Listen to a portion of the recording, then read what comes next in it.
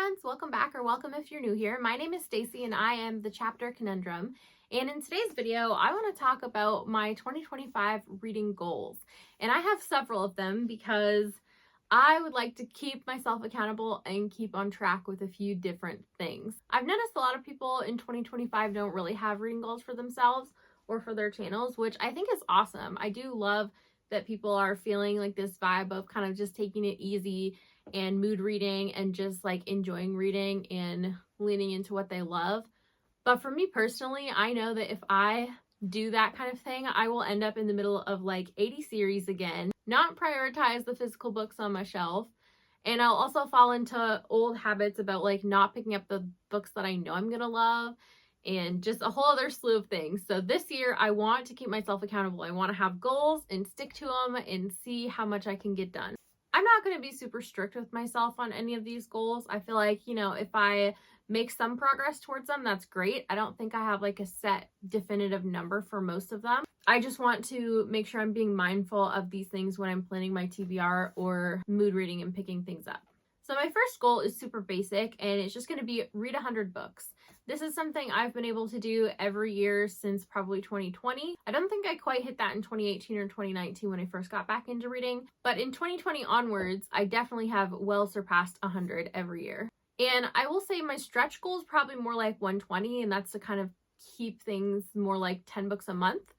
But I do also know, like, this year I have a channel, and this is the first year I'll have had a channel for the entire year, and that takes up a considerable amount of time away from reading, especially when you talk about like preparing what to film, actually doing the filming and doing the editing and all of that stuff. And also this is the first year I will be married for the whole entire year, and I'm obviously in person with my husband, and so spending more time with him takes a bit of time away from reading as well, especially because we were long distance back when we were still dating and for the first while that we were engaged. So that's definitely some factors that are affecting how many books I'm picking up. So I'm definitely just going to keep it as an easy goal, read 100 books, and to stretch myself, if I feel like it, read 120. So next up, I have this thing where I apparently don't pick up and go for the books that I know I'm going to love or that I think I'm going to have a really good time with. Like some of my 5-star predictions have been sitting on my shelf for like 3+ years. Like, what the heck am I doing, guys? So my next goal is to definitely pick up and read some of those 5-star predictions. A while back when I first started my channel, I did a 5-star predictions video. So if you haven't seen that, feel free to check that out. But I'm definitely going to try and at least read several books that I've mentioned on that video, as well as any other 5-star predictions that I maybe make throughout the year.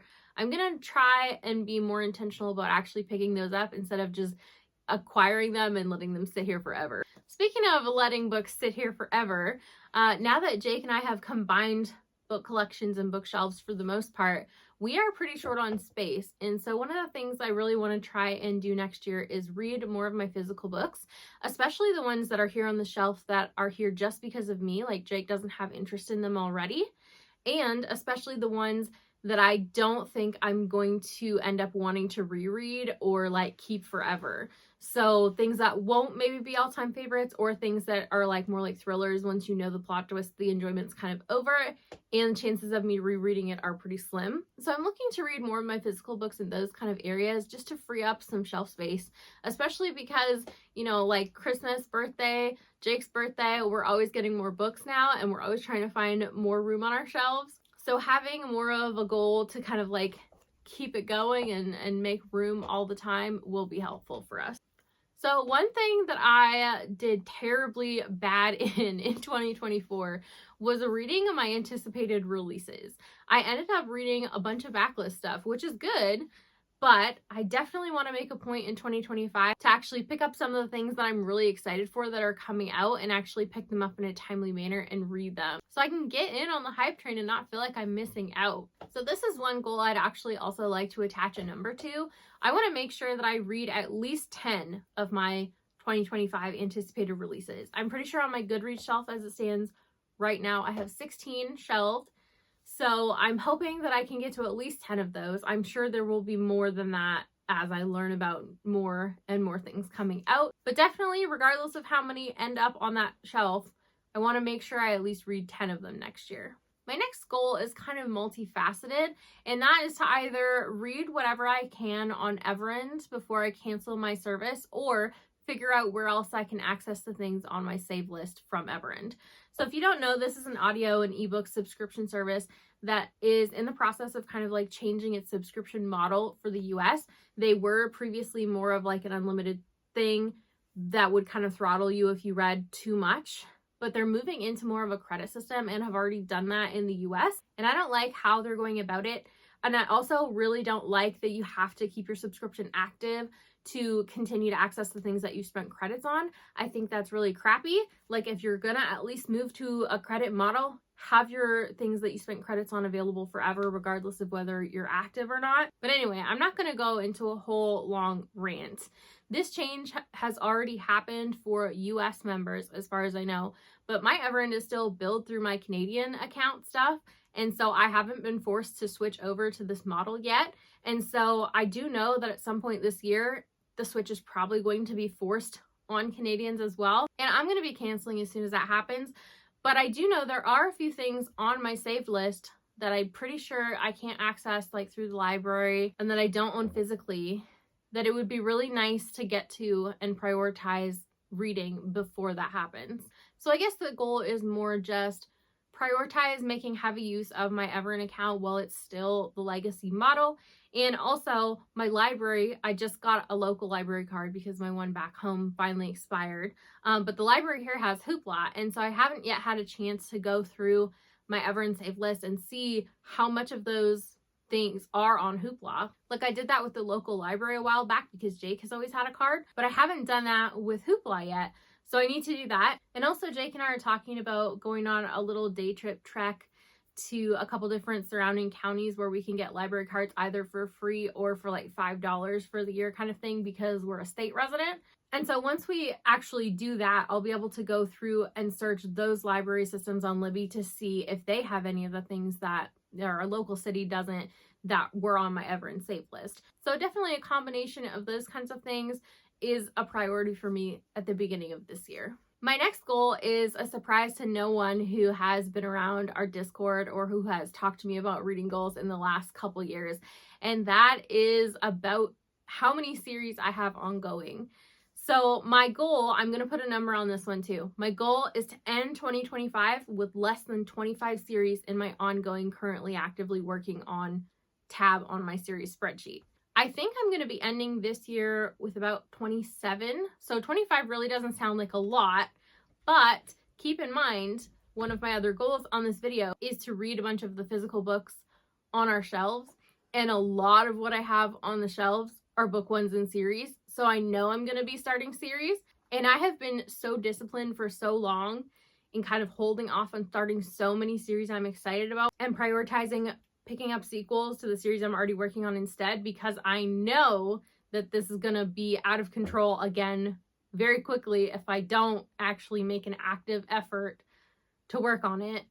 So I think kind of having those two goals in tandem is a little bit scary, but at the same time, I've worked so hard for several years now to get my series count down to where it is that I don't want to be back up to like 60, 70, 80 plus series. Like, I'm very happy being under 30, and 25 just seemed like the perfect number for next year, as it's 2025. So we'll see how that goes. Wish me luck. My next reading goal is to read at least half the books that I haul in 2025. Now, this is going to be a little bit interesting, but I think that having this in mind while I'm hauling is going to be very helpful in keeping some of the shelf space clear.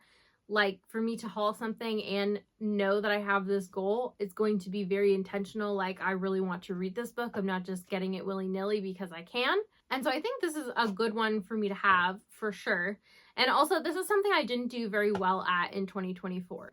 Now, I may put parameters on this goal. Like, so say if Jake brings me home a book from the little free library, like, I'm not necessarily going out and buying that. So maybe that doesn't need to count towards this goal. Or like maybe books that I'm getting from my sister that are her on hauls that I'm getting for free that I know I want to try eventually, I'm probably also not going to count towards this goal, just because I feel like if I'm doing that, then I'm also putting more pressure on myself.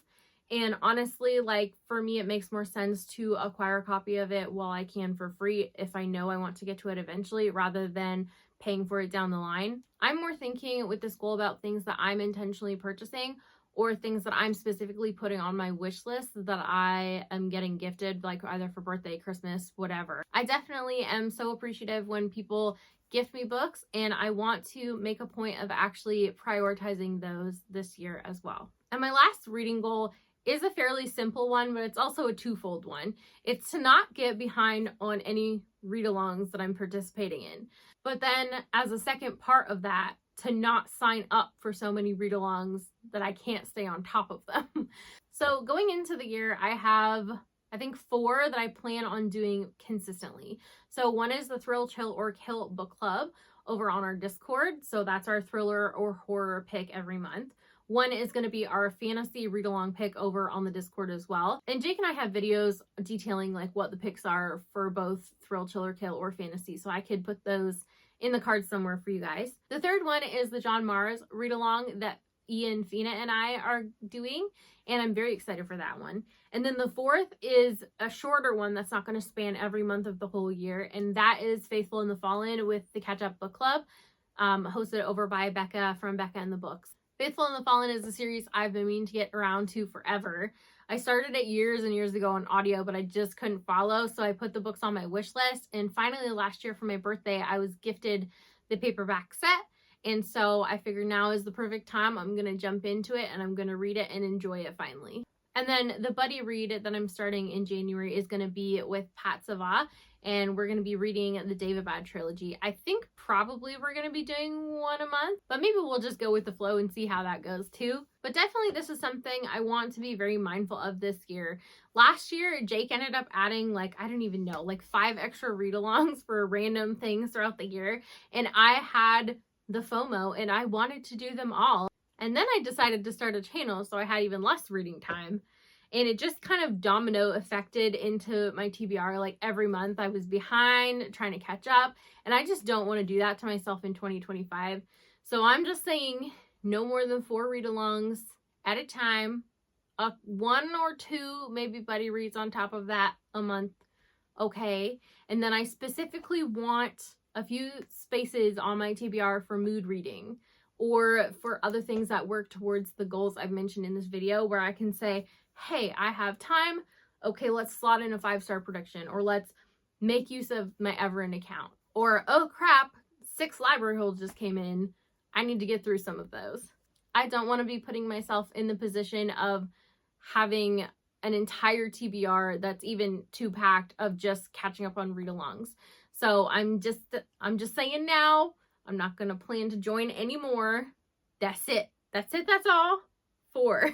But yeah, so that was it for my reading goals for next year. Let me know down below in the comments. Do you struggle with any of these same things in your reading? Do you have any similar goals? Any different goals that I haven't mentioned at all? Let me know what your plans and hopes and dreams are for your reading next year. Thank you guys so much for watching. Don't forget to hit like and subscribe on your way out if you want to, and have a great day. Bye!